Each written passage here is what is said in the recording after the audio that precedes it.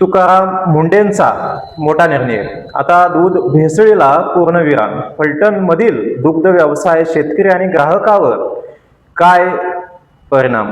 नमस्कार मित्रांनो, मी प्रमोद सस्ते. आपण पाहताय प्रगती चळवळ.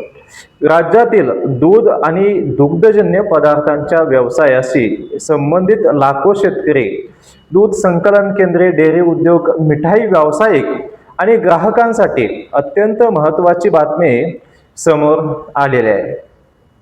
अन्न व औषध प्रशासन विभागाचे आयुक्त तुकाराम मुंडे यांनी पदभार स्वीकारल्यानंतर भेसळखोराविरोधात मोठ्या प्रमाणावर कारवाई सुरू केली आहे. आता त्यांनी आपला मोर्चा दूध आणि दुग्धजन्य पदार्थांकडे वळवला असून संपूर्ण राज्यात दूध व्यवसायासाठी तब्बल 25 नवीन नियम लागू करण्यात आले आहेत. या नियमांचा परिणाम मोठ्या उद्योगापासून छोट्या दूध विक्रेत्यापर्यंत आणि गावागावातील दूध उत्पादक शेतकऱ्यापर्यंत जाणवणार आहे.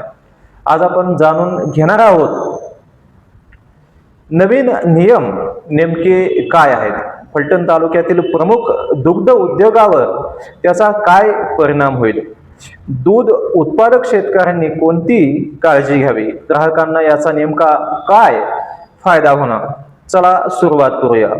राज्यात अनेक वर्षापासून दूध, पनीर, खवा, तूप, लोणी, दही आणि आईस्क्रीम मध्ये भेसळीच्या तक्रारी सातत्याने समोर येत आहेत. काही ठिकाणी कृत्रिम दूध, युरिया, स्टार्च, डिटर्जंट आणि इतर रसायनांचा वापर झाल्याचे प्रकार उघड झाले. त्यामुळे ग्राहकांच्या आरोग्याला गंभीर धोका निर्माण झाला. याच पार्श्वभूमीवर अन्न व औषध प्रशासनाने संपूर्ण दुग्ध साखळीवर कठोर नियंत्रण आणण्याचा निर्णय घेतलाय. आता दूध संकलनापासून ग्राहकाच्या हातात उत्पादन पोहोचेपर्यंत प्रत्येक टप्प्यावर नियमांचे पालन बंधनकारक असेल. दूध संकलन केंद्रामध्ये स्वच्छता, तापमान नियंत्रण आणि नोंदवही ठेवणे आवश्यक असेल. दूध शीतकरण केंद्रामध्ये आधुनिक उपकरणे वापरणे आवश्यक राहील. दूध प्रक्रिया करणाऱ्या उद्योगामध्ये स्वतंत्र विभाग, स्वच्छ परिसर आणि अन्न सुरक्षा मानकांचे पालन करावे लागेल. दुधाच्या संपर्कात येणारी सर्व भांडी, टाक्या आणि pipeline food grade stainless steel ची असणे आवश्यक असेल. संपूर्ण यंत्रणा सहज धुणे आणि निर्जंतुकीकरण करता येईल अशी असावी. उद्योग परिसरात धूळ, सांडपाणी आणि कीटकांचा प्रवेश होणार नाही याची खात्री करावी लागेल. पेस्ट कंट्रोलसाठी अधिकृत संस्थेशी करार करणे अनिवार्य करण्यात आले आहे. उंदीर आणि कीटक आढळल्यास झिरो टॉलरन्स धोरण राबवले जाईल. या नियमांचे उल्लंघन झाल्यास दंड, परवाना, निलंबन किंवा इतर कठोर कारवाई होऊ शकते. आता पाहूया फलटण तालुक्यावर याचा काय परिणाम होईल. फलटण परिसर हा पश्चिम महाराष्ट्रातील महत्त्वाचा दुग्धपट्टा म्हणून ओळखला जातो. हजारो शेतकरी दररोज दूध उत्पादन करतात. तालुक्यातील गोविंद मिल्क सारख्या मोठ्या दूध उद्योगांना आधीपासून अनेक गुणवत्ता मानकांचे पालन करावे लागत असले तरी नव्या नियमामुळे अंतर्गत तपासणी, दस्तऐवजीकरण आणि गुणवत्ता नियंत्रण अधिक मजबूत करावे लागेल. आळजापूर येथील संतकृपा दुग्ध प्रक्रिया उद्योग तसेच इतर प्रक्रिया उद्योगांनाही स्वच्छता, यंत्रसामग्री, तापमान नियंत्रण, कर्मचारी प्रशिक्षण आणि गुणवत्ता व्यवस्थापनात अधिक काटेकोरपणा ठेवावा लागेल. लहान दूध संकलन केंद्रांनाही दूध हाताळण्याच्या पद्धती बदलाव्या लागतील. किरकोळ दूध विक्रेते, पनीर, खवा, लोणी, तूप, दही आणि आईस्क्रीम तयार करणाऱ्या व्यावसायिकांनाही नियमांचे पालन करणे आवश्यक राहील. आता प्रश्न येतो शेतकऱ्यांचा.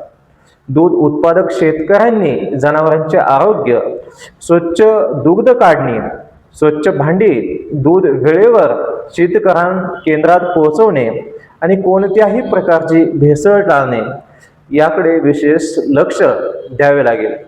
भविष्यात गुणवत्तापूर्ण दूध देणाऱ्या शेतकऱ्यांना अधिक चांगला दर मिळण्याची शक्यता निर्माण होऊ शकते.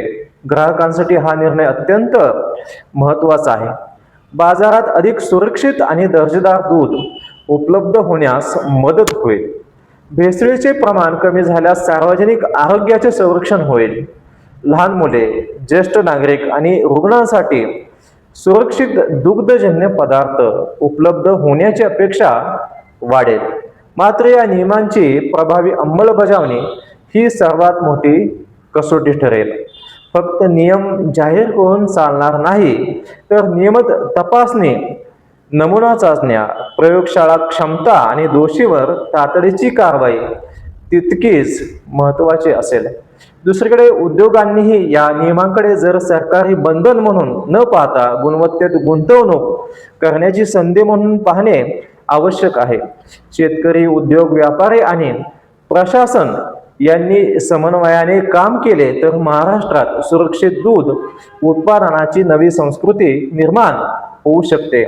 एकंदरीत पाहता तुकाराम मुंढे यांच्या नेतृत्वाखाली सुरू झालेली ही मोहीम केवळ भेसळविरोधी कारवाई नसून ग्राहकांचा विश्वास वाढवण्याचा आणि अन्न सुरक्षेला प्राधान्य देण्याचा महत्त्वाचा प्रयत्न आहे. आता हे नियम प्रत्यक्षात किती प्रभावीपणे राबवले जातात आणि त्याचा फलटणसह संपूर्ण महाराष्ट्रातील दुग्ध व्यवसायावर किती सकारात्मक परिणाम होतो हे येणाऱ्या काळात स्पष्ट होईल. तुम्हाला या नव्या नियमाबद्दल काय वाटते? हे निर्णय दूध उत्पादक शेतकरी, दुग्ध उद्योग आणि ग्राहकांसाठी फायदेशीर ठरतील का? तुमचे मत आम्हाला कमेंटमध्ये नक्की कळवा. व्हिडिओ आवडला असेल तर लाईक करा, शेअर करा आणि अशाच तथ्याधारित बातम्या व विश्लेषणासाठी आमच्या चॅनलला सबस्क्राईब करा.